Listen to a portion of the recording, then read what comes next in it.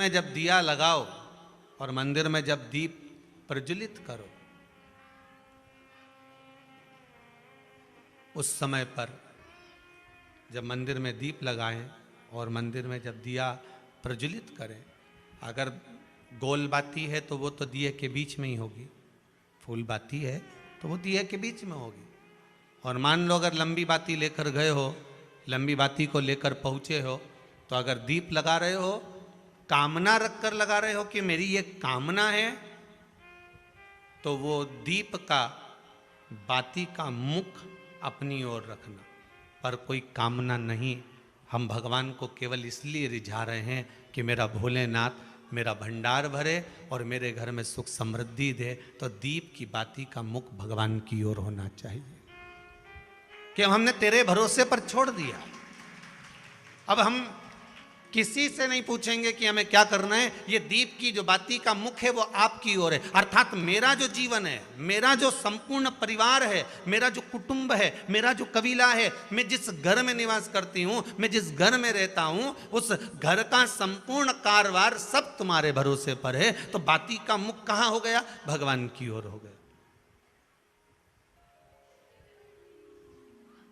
बाती का मुख फिर भगवान की ओर। पर ज़्यादातर लोग दिया जो लगाते हैं ना, वो अपनी ओर बाती करके ही लगाते हैं। मतलब इनकी कामना चलती ही रहती है 24 घंटे।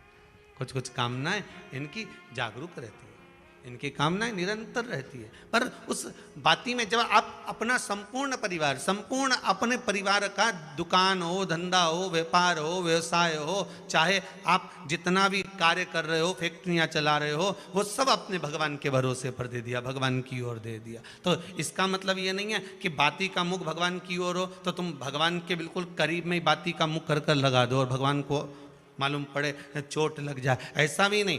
जब भी दिया लगता है, आप बहुत ध्यान देना महाराज, अगर भगवान जिस स्थान पर बैठे हुए हैं, अगर दिया हमको रखना है, भगवान जहाँ विराजमान है, दीप जब भी रखा जाता है भगवान के सामने, तो अपन जहाँ विराजमान है उससे भगवान और अपने बीच में कम से कम 2 बीता की दूरी तो होना ही चाहिए, जिससे भगवान को भी चोट ना लगे, भगवान को भी घात ना लगे।